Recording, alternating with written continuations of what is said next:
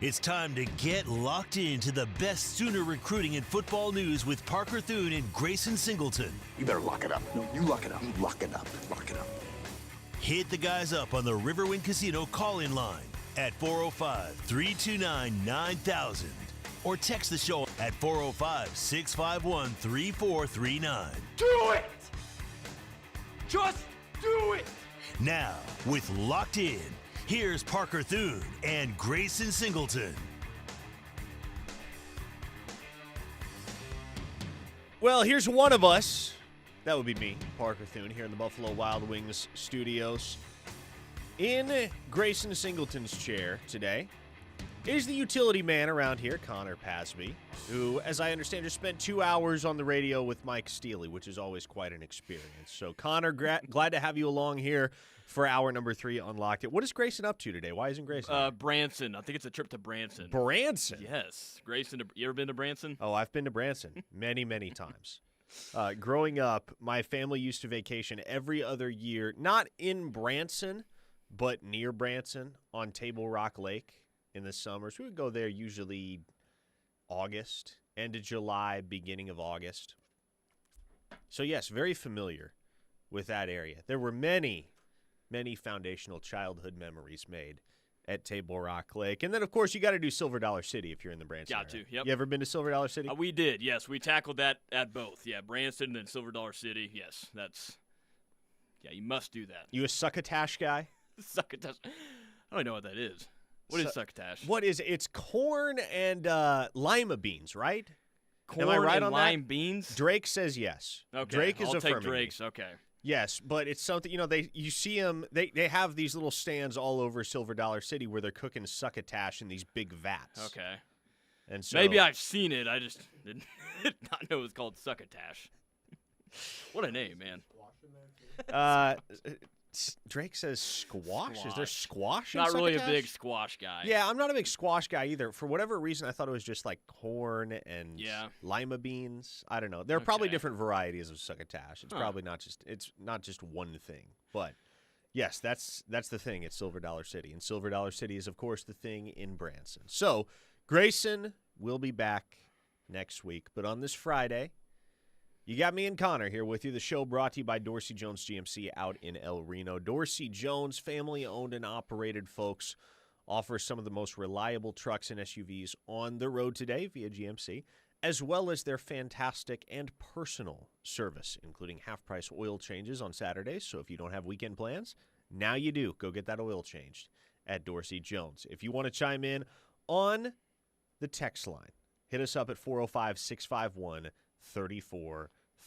Brian in Bixby says Branson is heavily of the Caucasian persuasion. And yes, that is true. Silver Dollar City is a very Caucasian destination. But I am Caucasian. So that's where I spent a lot of time growing up on vacation. 580 Tonkwall tells us, my family goes to Table Rock every year, Ants Creek. The rope swing and cliffs are great. Table Rock Lake. I haven't been back there in a little over a decade now, I guess. Has it been that long? Got to get back there, man. Great place. Great place. Hey, 2 new transfer portal additions for Oklahoma this morning, Connor. One that we saw coming, one that was a little bit more out of left field. The Sooners picked up Tennessee transfer tight end Jack Van Dorselaer, who was in town yesterday for an official visit. They picked up another guy who was in town for an official visit in Mississippi Valley State cornerback Prince Ijioma, originally from Little Elm, Texas, where he was a high school teammate of none other than John Mateer. Now, by my count, those two constitute portal pickups number 14 and 15 for Oklahoma. So Van Dorselaer was 14, Ijioma just a few minutes later, number 15. So the Sooners get another tight end. I think when you look at the room that Jason Witten is going to be coaching up in 2026 versus Joe John Finley's final room in 2025, it's pretty clear that the Sooners have made some substantial upgrades there. They have completely reshaped this tight end room in the portal, and we'll get to Ijioma in just a second, but Starting here with Van Dorselaer, this is a former blue chipper, 3 years of eligibility left, saw the field a ton for Tennessee as a true freshman, played, I want to say, 11 games for them, so didn't take a red shirt. They trusted him enough to be on the field in crucial situations. He caught 3 touchdowns as an early enrollee in their spring game. And Oklahoma fans will remember him for one of his more ignominious moments as a Volunteer because he dropped a 4th and 2 pass wide open out in the flat that would have enabled the Vols to move the chains and potentially avert Oklahoma's upset bid there in Neyland Stadium on the 1st of November. But that aside, really strong freshman season all told for Jack Van Dorselaer at the University of Tennessee, but he gets in the transfer portal, and he's headed to Oklahoma to join forces with Hayden Hansen, with Rocky Beers, with Tyler Ruxer and Ryder Mix, and with the 2 incumbents, Cade McIntyre and Trenae Washington, in what looks like a very robust tight end room for Jason Witten. Looks much better than what it did last year at this time for Oklahoma and Van Dorselaer. I mean, freshman, a kid that can grow, and when you're just talking about size with him, 6'5", 245, and really all 3 tight ends that they got in the transfer portal are pretty big, and that's what OU's kind of looking for right now at that tight end spot, especially in run blocking. That's been a struggle, you could say, Parker, so that's a great sign to see what Witten did with getting Van Dorselaer and what they did before that with Hansen and Beers. It's very, very clear Oklahoma would like their tight ends to block better than they have. Yes. Block more effectively than they have. Which Helms was, you could say Helms Helms was a good blocker. He was yeah. about the only one they had that could Yes. hold his own in that department. Cannick, we've seen struggle with run blocking. Yes, got involved in the receiving game early on in the season, but yeah, you saw the struggle run blocking with Cannick. Rocky Beers can block. Mm-hmm. Rocky Beers is more of a pass catcher, more of a field stretcher, but he can block. Hayden Hansen can really block. Jack Van Dorselaer, there's a case he might end up being the best blocker of the 3, especially because Hansen's a 1-year rental, Rocky Beers is a 1-year rental. Jack Van Dorselaer has 3 years of eligibility left to use. So this is a long-term answer for Oklahoma at the tight end position, somebody that has played, has contributed at the SEC level, and so to me, this is your lead guy in 2027. I think it's pretty clear-cut right now. We'll see what Oklahoma does in the transfer portal next winter, obviously, once the 26 season comes and passes. But it would seem pretty apparent to me that your lead dog in the tight end room in 2027, as you'd project it ahead right now, will be Jack Van Dorselaer, because he will see the field for Oklahoma this fall. There's no question about it. He will be a part of that rotation alongside Hansen and Beers and maybe a Washington or McIntyre. But this is going to enable you to redshirt both Ruxer and Mix, which I think both of them need. Mix was a guy that I believed could make a dent in year 1, but he tore his ACL late in his senior year of high school, so he's not going to be active for spring ball. You would assume is going to be on track to start practicing again by fall camp, but enables you to slow things down with Tyler Ruxer and Ryder Mix. Don't have to rush those guys into action. You can proceed with Hayden Hansen and Rocky Beers at the head of the table in 2026, work Jack Van Dorselaer into the rotation, and then you would presume he is your starter in 2027. It's going to be on somebody else to come and unseat him. You're mixed with some younger talent and experience. You see the experience with Hansen, younger talent, and Van Dorselaer, which is a great sign to see for the tight end room. Michael and Marlowe, I think he just asked what you just answered, Parker. I think they will try to redshirt both freshmen tight ends. So it looks like that will be the case now with how they loaded up at that tight end room. Yeah, you can. You can do that. I'm not sure whether at season's end we were entirely confident that Oklahoma was going to be able to keep Ruxer and Mix out of the rotation, but you'll be able to afford to do that now. Denver from Indiana says, damn, Grayson does sound white. Connor and him are similar with voices. Holy bleep. This tight end room is going to be awesome. The 2 freshmen can sponge from Witten and the vets. I have gotten the similar voices, though, with Grayson. I'll say that. Really? That's been brought up. Yes, a lot. Your voice, you guys don't really have super similar voices. I don't know why people. I mean, people say, there are certain people that say me and Tyler McComas sound similar, which is also just like, no. And Drake is sitting in here running our YouTube stream shaking his head. He's not for it. Everyone's voice is very distinct. Mm-hmm. I turn on the ref when I'm driving down the road. I know exactly who I'm listening to at any given point in time. Well, what do you think about the Mississippi Valley State kid? Because you said that was kind of out of nowhere, you say? Yeah, it was a little bit more unexpected. We knew Oklahoma was going to add some more bodies there in the defensive backfield, but Ijioma was not somebody that was squarely on everybody's radars. I mean, Mississippi Valley State, right? FCS school, and he'd been good there through 2 years. Hadn't been spectacular, but he'd been solid. I mean, I'll be honest, Connor. Looking at his film, physically he's got some traits. He's 6'3", 190. I can't remember the last time Oklahoma rostered a 6'3" cornerback not named Jacoby Johnson. And even he might only be listed at 6'2". So he's going to be one of the taller cornerbacks in recent memory for Oklahoma. But on tape, I see a depth guy. I see a guy that probably isn't playing in a best case scenario in 2026. To me, this is a guy that you stash for a year, develop for a year, redshirt for a year, and you see where he's at in 2027. In an ideal world, this is somebody that, you can kind of consider in the same breath as a Tristan Haynes, for instance, or even a Dakota Fields. Ideally, this is not somebody you see playing meaningful snaps for Oklahoma in 2026. It's no knock on the kid because he may turn out to be really good, but the implication there is pretty obvious. The implication, if you don't see a ton of Prince Ijioma or Tristan Haynes or Dakota Fields, what that means is Cortland Guillory, Eli Bowen, Jacoby Johnson, and Jeremiah Newcomb all stayed healthy, and they all played really well in 2026.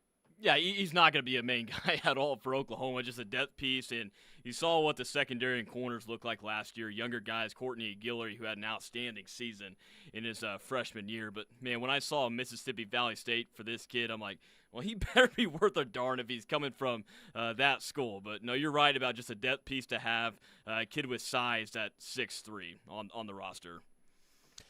Looking at that cornerback room, as it stands right now, you have the 4 guys that are going to be cornerstone rotational dudes / starters next year. In Bowen, Guillory, who are your 2 starters, and then behind them, Johnson and Newcomb.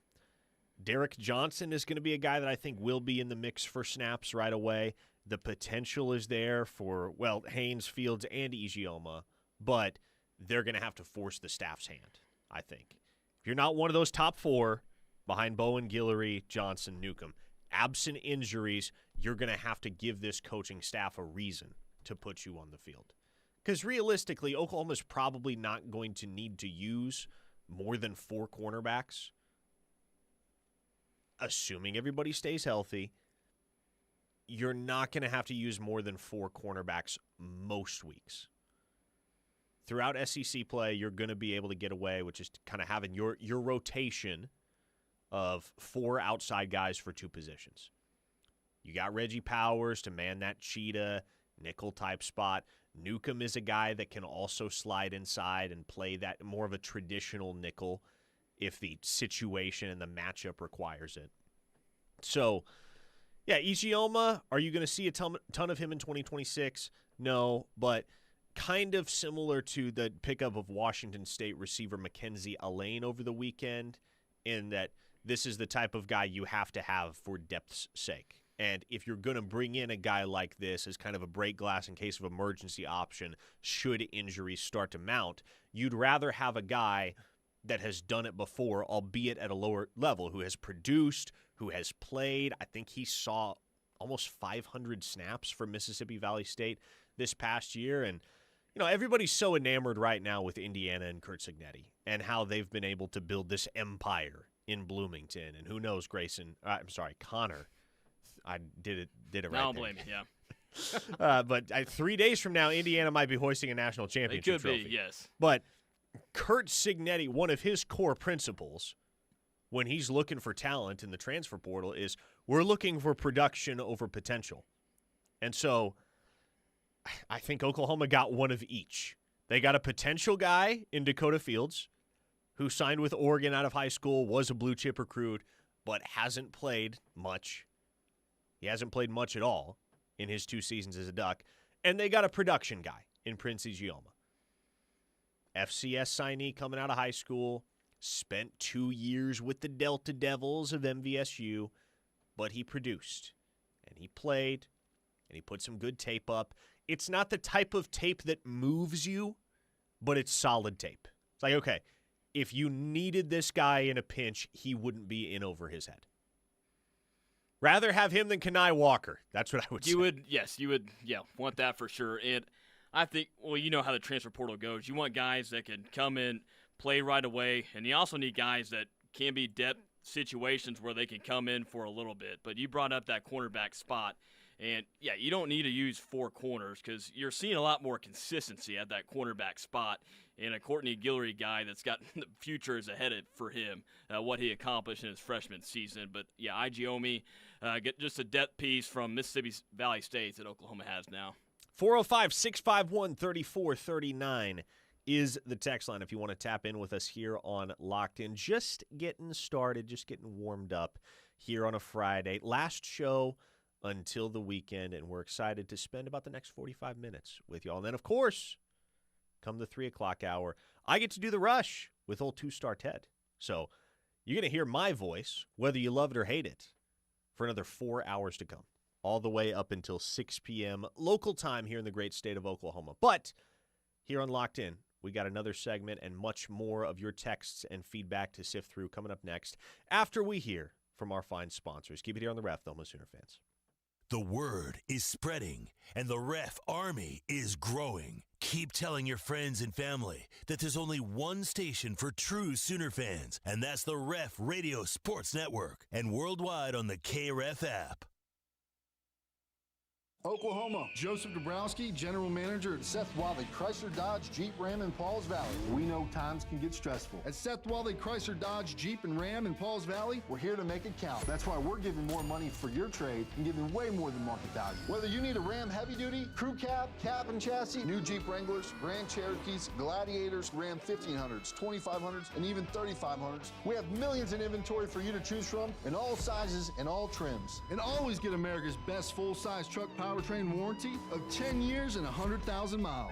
Oh, and if you have any challenges, just ask for me, Joseph Dabrowski, General Manager, to help your visit be one of the best you'll have anywhere. And you'll keep getting savings with Seth spending over $24 million and counting on a promise. Tell him, Seth. That's my promise of oil changes and engines for life on new or used gas or diesel at no additional cost to you. So get to the store with more at Seth Wadley Chrysler Dodge Jeep Ram on I-35 exit 72 in Pauls Valley, or click SethWadleyDodge.com. Do you like to stand out in a crowd while wearing the best in OU apparel? The Jimmy Austin Pro Shop carries the best brands you can wear to work or even dress up events. Lines such as Lululemon, Travis Mathew, FootJoy, Greg Norman, Grayson, or Turtleson with the OU and Jimmy Austin logo are sure to catch everyone's eye. You don't have to be a golfer to shop at Jimmy Austin. They also do corporate special orders for you and your company. Call them today, 405-325-6716, or visit theougolfclub.com for more information. For 3 generations, the John M. Ireland and Son Funeral Home and Chapel in Morris continued to serve the community by giving back to local schools, charitable organizations, and first responders. We provide pre-planning for funerals and cremation services at the most reasonable prices. We are proud to be a family-owned and operated funeral home. Award-winning funeral home year after year, our family believes in serving the people of our community. I'm John Ireland. And I'm Solon Daniels. You've got our word on it. I'm State Farm Agent Julia Chu, and you already know our office is a place to turn for your insurance and financial needs. Now that place has changed to 701 Wall Street. While the location may have changed, the commitment of our team is as strong as ever. So whether you already know us or want the one-of-a-kind service offered by the Julia Chu Agency, call us at 329-3311 or come visit at our new location, 701 Wall Street, right on the corner of Boardwalk and Wall Street in Norman. Wonder House Design can transform everyday spaces into works of art with new drapery, wallpaper, upholstery, trims, and hardware. Want custom draperies? They do Romans, blinds, shutters, and outdoor automated screens to elevate your space with style. When it's time to refresh furniture, their upholstery experts can bring new life with performance fabrics built for the way you work, play, and live. Visit Wonder House Design at 1228 North Interstate Drive in the Robinson Crossing Center, or call them today, 405-831-5908. The Mont invites you to come by and enjoy our high-quality food and drinks in our historic atmosphere. The Mont has won numerous awards, including Best Restaurant in Norman, Best Appetizer for our great queso, Best Exotic Drink for the original swirl, the Best Patio Dining for our beautifully landscaped patio. Come see the Town Tavern OU football scoreboards dating back to 1947. We'll see you at the Mont on the corner of Boyd and Classen, or call us at 329-3330. At Confidence Ford of Norman, we believe in living up to our name. Our commitment to confidence is in everything we do. Whether you're searching for the perfect vehicle from our extensive selection of new Ford models or pre-owned cars, our dedicated team will help you every step of the way. Because with us, your family. We're conveniently located at 825 North Interstate Drive. Confidence Ford of Norman, a Cavender Auto Family dealership where confidence is Cavender.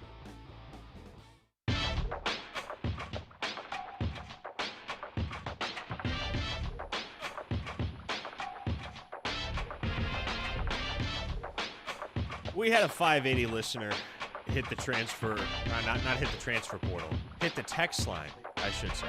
Hopefully no listeners are hitting the transfer portal. Please don't. Hopefully we're keeping you guys around with outstanding OU-centric content here on The Ref, the home of Sooner fans. But we had a texter hit the text line.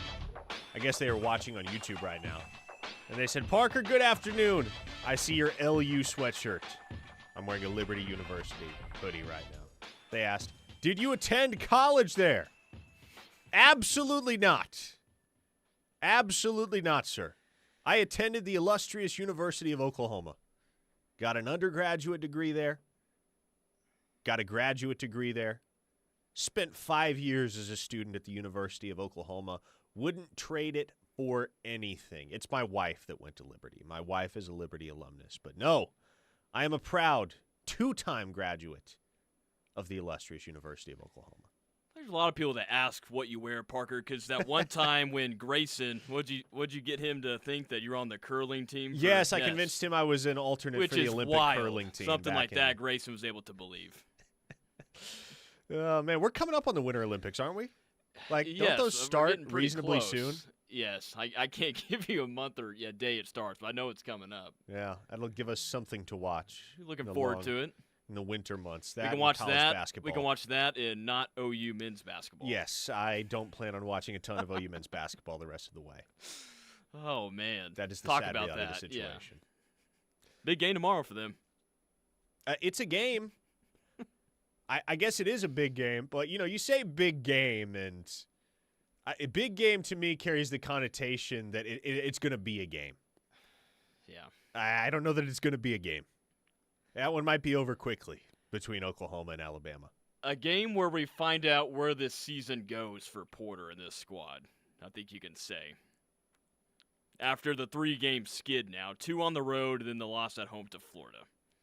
I tell you, though, in response to that 580 listeners text, no, you're going to see me. If you watch on YouTube, you probably see me wearing a bunch of random collegiate athletic apparel on any given day. Like, it's just something that's kind of accumulated in my wardrobe. Can't explain why. Like, I wore a Hawaii hoodie earlier this week. I've got a Delaware T-shirt that I wear from time to time. I've got a Wyoming T-shirt that you'll see me wearing from time to time. So I have a bunch of swag from just random schools all across the country.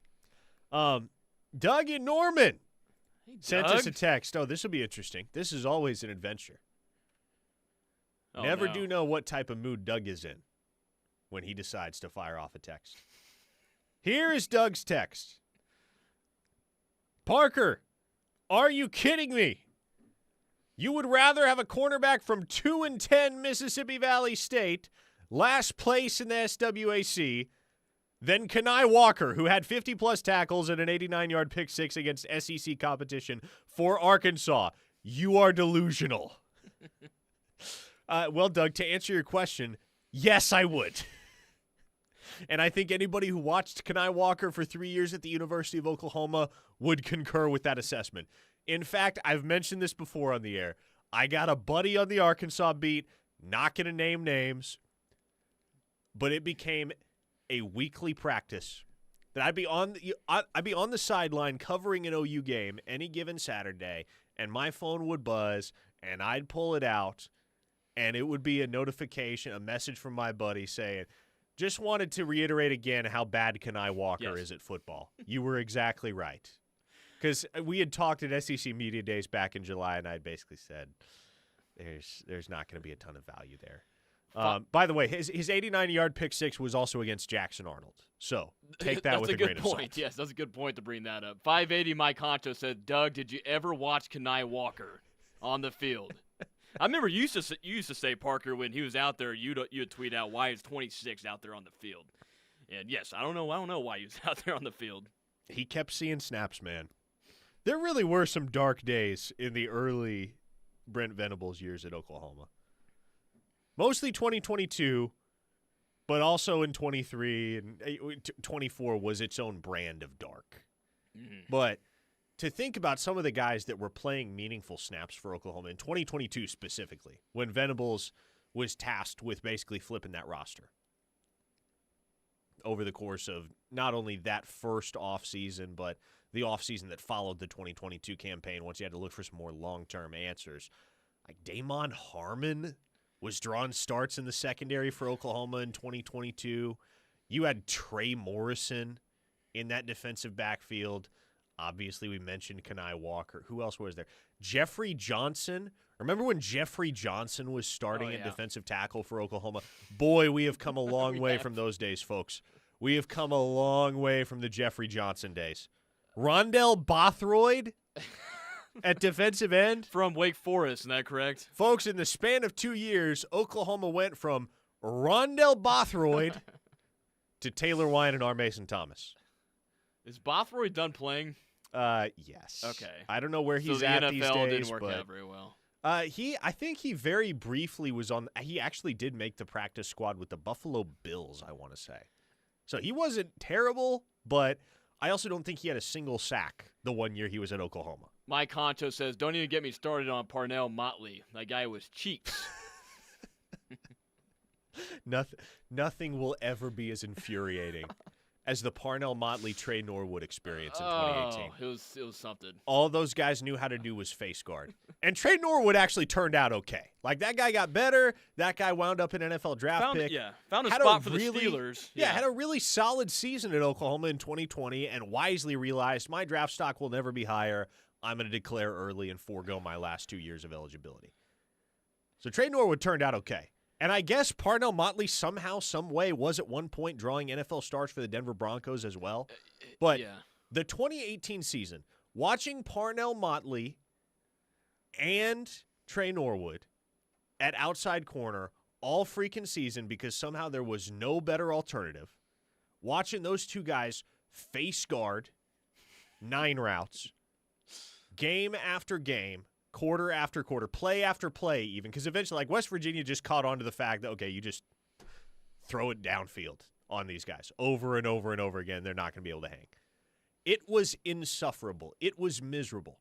It made me want to RKO myself and stab myself in the eyeballs. Man, we're just throwing out all kinds of names now from the text line, 405-651-3439. Mark from Enid, how about Zach Sanchez, interception or whiff? That was quite an experience, too, at corner. And Kyle from Shawnee brings up the fact that Trey Brown was actually around at that point. That is true. Yeah. Trey Brown was good. Trey Norwood, Parnell Motley, miserable experience. Miserable. Someone had, let's see, Kyle from Salisal said, this is specifically for Parker, Canny Walker or Spencer Brown? Oh, gosh. Pick and choose. Gosh. I think we're past those days, folks. I think, fortunately, we're past those days where the Sooners are kind of just taking transfer guys for the sake of taking transfer guys and then getting into situations where they have to put them on the field. Like, you don't have to love the Prince Ijioma edition. But obviously, something has gone very wrong, in all likelihood, if Prince Ijioma is playing meaningful snaps for Oklahoma in 2026. Who knows? The guy could show up, and he could ball out, and he could immensely exceed all of the expectations we have for him. But just looking at the tape, you see a guy that Oklahoma added for depth's sake, first and foremost. Canny Walker, that was a guy that Oklahoma brought in because they thought he could actually play cornerback. and play well at cornerback. And there was never any tangible indication that experiment was headed anywhere. No, I couldn't tell you how many times I've seen Canny Walker get beat in a very bad way constantly. But, yeah, Parker, you brought up he continued to see snaps, and that just showed what OU looked like in that secondary room that year. This isn't transfer portal related, but there was some big news yesterday with Kip Lewis and John Mateer. The 2 10s are back. Yes, and Isaiah Satania as well. And I get it. Some will say that's not news. That was expected. At the very least, it was confirmed yesterday that those 3 guys, beyond a shadow of a doubt, are returning for Oklahoma in 2026. So you can kind of start to concretely cultivate expectations accordingly. And Kip Lewis is the big one, man, because that guy was leaning in the direction of going to the NFL draft. The Sooners had to talk him into coming back. They didn't really have to talk John Mateer into coming back. They didn't have to do a whole lot of convincing with Isaiah Satania. The Sooners had to do a ton of convincing with Kip Lewis. But hey, that's why you employ Brent Venables. The linebacker whisperer. The man that perhaps more than anybody in college football is qualified to tell it like it is with regard to one of his guys. And essentially exactly what he did with Danny Stutzman 2 years ago is what he was able to do with Kip Lewis, which is convince a guy that has legit NFL draft stock and has produced at a high level and played pretty dang good football for Oklahoma for multiple seasons, not just a one-off breakout year. He was able to convince that guy to come back for one final season and chase glory in the Crimson and Cream. Now, hopefully it pans out for Lewis better than it did for Stutzman. Individually, Stutzman was great as a senior. Oklahoma was not. They went 6-7 in 2024. So, hopefully, there are more victories to come in Lewis's senior year than there were for Stutzman. But that is the heart and soul of this defense. It is. Man, Kip Lewis is the heart and soul of the Oklahoma defense, and I'm genuinely not optimistic and haven't been about Owen Heineke's odds to win his appeal and gain that extra year of eligibility.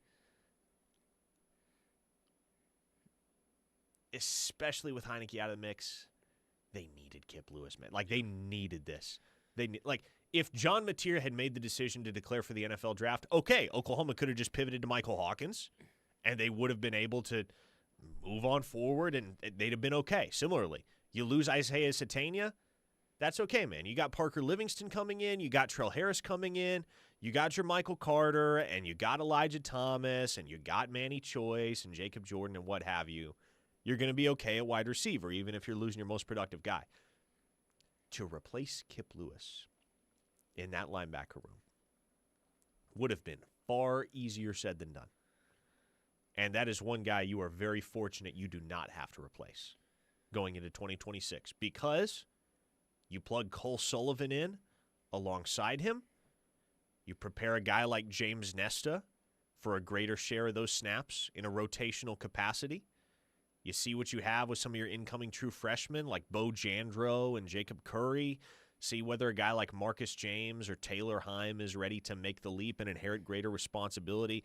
You feel great about that linebacker group right now, heading into 26. Sullivan was a huge piece in the portal, but you just felt like you needed someone back from a year ago. And Kip Lewis, that's your vocal leader, a guy that, we watch him every single Saturday. He brings so much energy to this football team, and the fan base loves him. You always see those videos of him when there's a timeout. He's running around, constantly staying active, and just a fun player to watch, and that is huge for that linebacker room, what Kip Lewis brings to the table. And I'm excited to see Lewis and Sullivan, what they can do just from a linebacker perspective for next year. Kip's so much fun. Yeah, I truly do think if the average fan got to experience Kip Lewis up close and personal on game days, that guy would be just as beloved in OU circles as Danny Stutzman was. Because where Danny Stutzman became so endearing to the fan base was via social media. His activity and his persona on social media, everybody could kind of see who Danny Stutzman was off the field, and that made them love him more. Kip Lewis doesn't really do social media like that, but man, having been down on the field for, I believe, 69 consecutive OU football games at this point. Shout out Ted Lehman. I've gotten to watch Kip Lewis up close and personal on game day for every single game he's ever suited up for as an Oklahoma Sooner. And Kip Lewis at field level on any given Saturday is such a character, man. He wants all the smoke. He does. In road venues, he will be talking smack to the opposing student section. At home games, he'll be talking smack to the opposing fan section, that little section in the north end zone where all of the visiting fans sit. He'll go talk smack to those folks, and he'll hype up the crowd, and he always gives Ben Arbuckle a huge hug as he's prancing around on the field pregame. And, man, he's just always chattering, and he's hilarious, too. I can't repeat a lot of what he says on the airwaves, but, gosh, he's hilarious, man. He is an amazing character. A different type of motor, and one of his plays that I'll never forget at Alabama when he chased down Simpson, he's just pounding his fist on the ground. I mean, it's just plays like that you love to root on the kid. He just plays with one motor, fun kid to watch, and, yeah, it is huge that OU's able to get him back. By the way, a poll for those of you watching on YouTube. Interact via the chat function. OU's biggest need in the portal that remains after their 2 commits today. Do you feel like that need is A, O-line, B, D-tackle, C, safety, or D, insert your answer here. So if you're watching on YouTube, submit your vote in the comments. There should be a poll posted up in the comments section where you can interact and you can make your voice heard. And, of course, you can make your voice heard all day on the text line at 405-651-3439. One final segment of Locked In is on deck. Parker Thune, Connor Pasby here with you on the Ref, the home of Sooner fans. Keep it right here. The Ref Radio Sports Network is powered statewide by the insurance adjusters at Brown O'Haver. Fire, wind, theft, or tornado, we can help. Call 405-735-5510.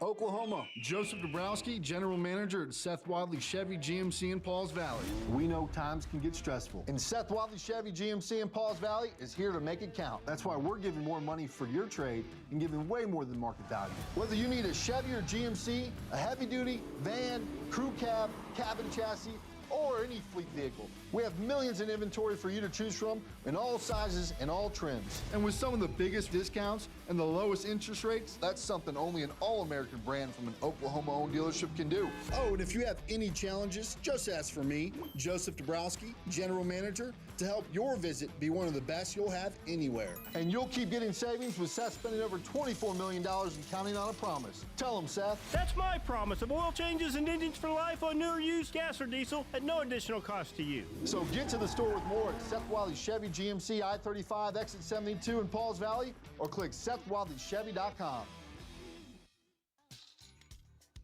Hi, this is Peggy Doviak of DM Wealth Management, and we've been working with the residents of Norman for over 20 years as we help them solve questions about their cash flow, retirement savings, or tax planning. We also offer portfolio management solutions to help people meet their financial goals. We would love to help you plan your prosperity. Check us out at dmwealth.com.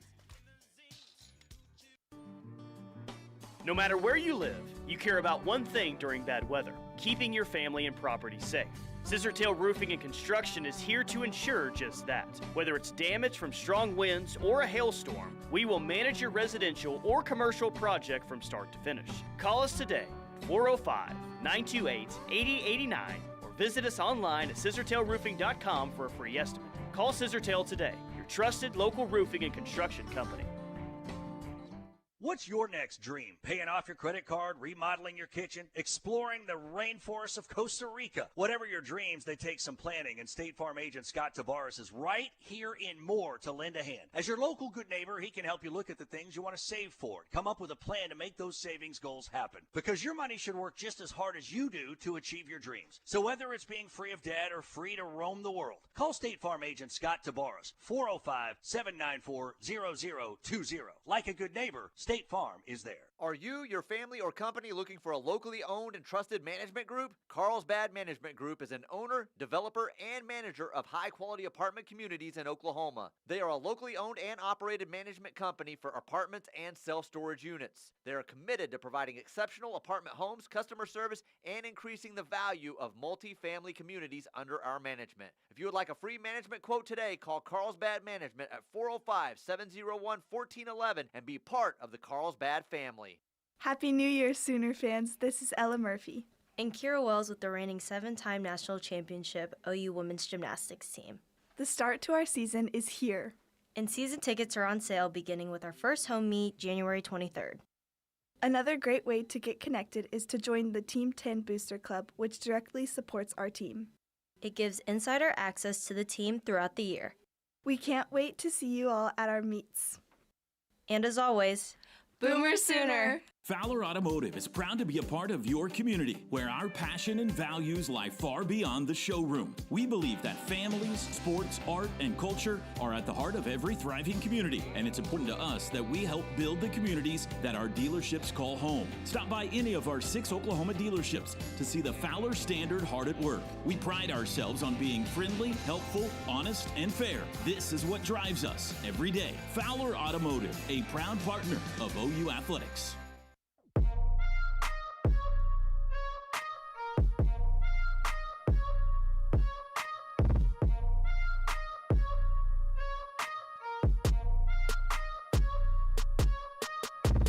For the second straight segment, let's kick things off with a Doug in Norman text.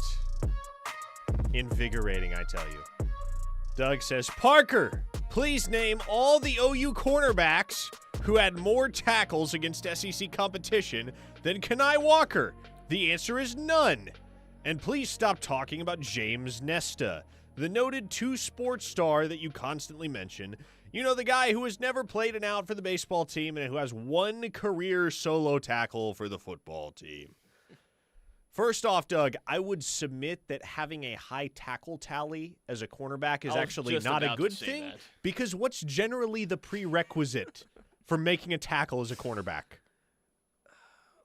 Well, usually that means you're not getting good play from your front 7. And either chase down tackles, I mean, that's where it comes from the corners. But it is not a good look for your corner to be leading. Or you gave up a reception. There's also there you that. go. That too. That's more along the lines of what I was thinking. You gave up a reception, which Canny Walker gave up a lot of, both at OU and at Arkansas. As far as James Nesta, Doug, sorry. Sorry if you don't want to hear about James Nesta. Apparently, Doug just has something against crackerbackers, because Phil Picciotti was the one that Doug always singled out for the 2 years that he was here. Now it appears James Nesta has taken the mantle. Look, I'm not trying to sell James Nesta as some sort of superstar. Time will tell, but I will tell you, and I've said it before, and I'll continue to say it, those in the building at the Switzer Center believe that James Nesta is going to make a serious productive dent for Oklahoma in 2026. That is the guy that they regard as next up in that linebacker room behind Cole Sullivan, and, of course, Kip Lewis. Ryan in Jacksonville says the more tackles means more targeting by the QB, which is a good point to bring up again. On the YouTube chat, the poll is final. OU's biggest need in the portal after today's 2 commits, 45% of you said it was offensive line. 36% said defensive tackle, 16% said safety, and 5% chose none of the above. But I would tend to agree. To me, Oklahoma's biggest need the rest of the way is offensive line. I would like to see 2 more additions there, Connor. Now, the pickings are getting pretty slim because of how deep we are into the portal window. And to be clear, folks, again, I feel like I say this a lot, but it's because people bring this up a lot because they don't realize it.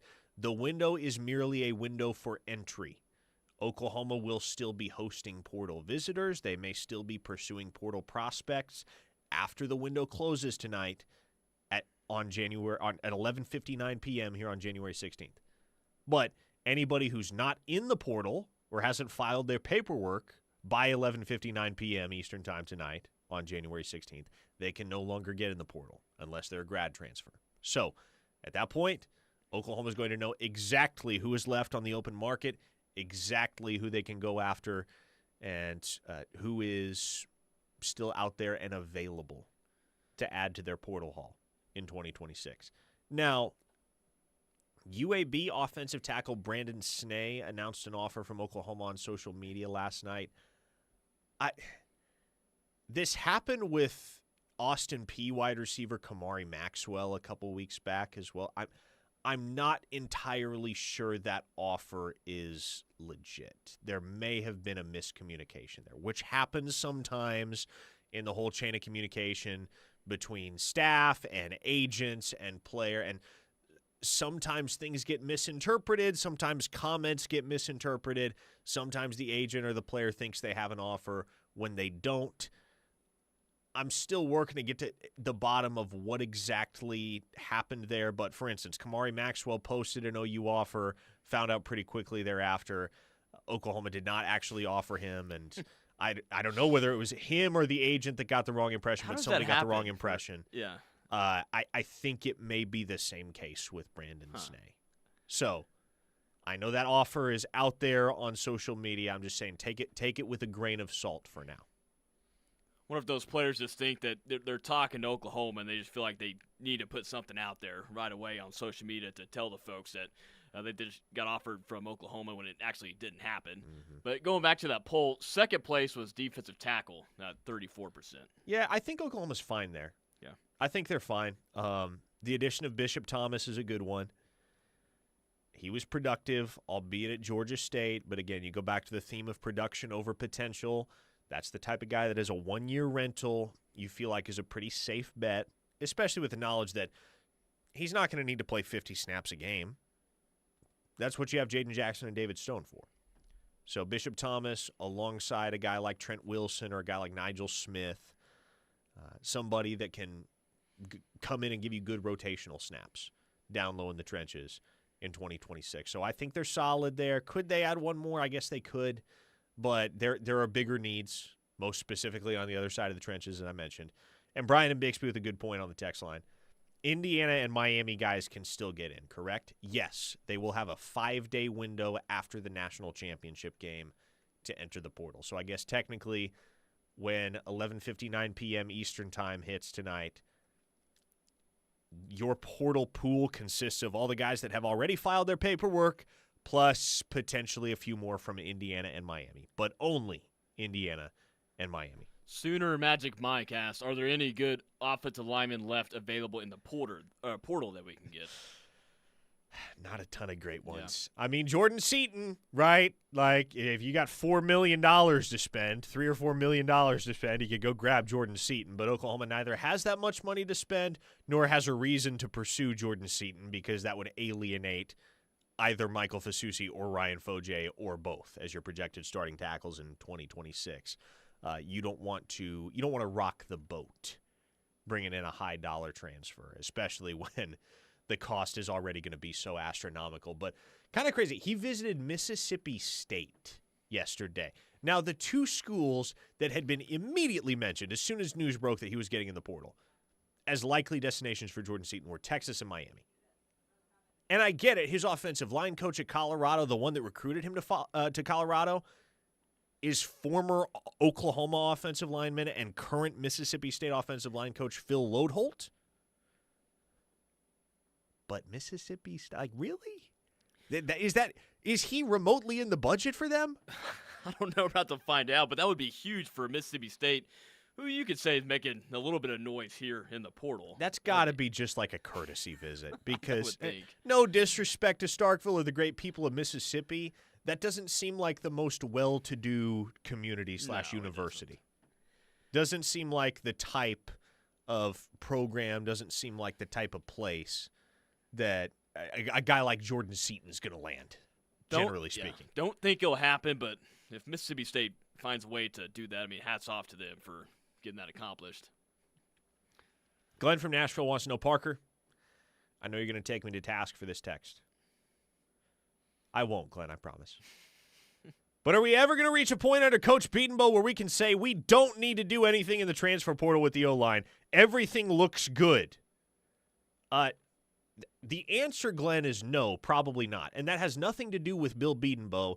and everything to do with the reality of building depth on the offensive line in the year 2026 and beyond. Because, for instance, when the offseason hit and the portal window hit back on January 2nd, what were we all saying about Oklahoma's offensive line? Hey, you feel like you know who your starting five is going to be next year. Mm-hmm. It's really just about adding depth. Why was that? Why did Oklahoma need to add depth? Why was depth such a necessity for Oklahoma on the offensive line in this portal cycle?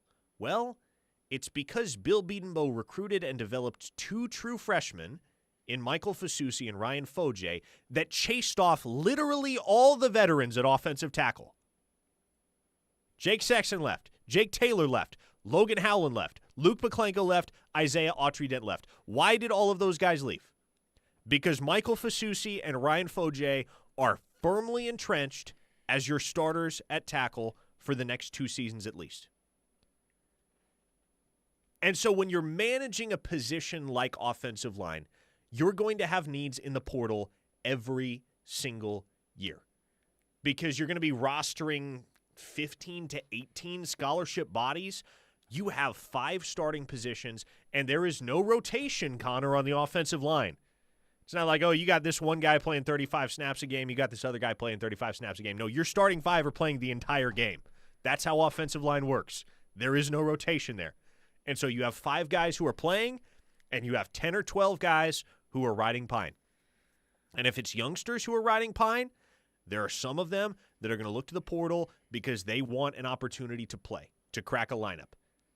And if the youngsters crack the lineup at Oklahoma in the early stages of the process, a la Fasusi and Foje and Eddie Pierre-Louis, then the veterans, at whose expense their playing time comes, are going to look elsewhere as well.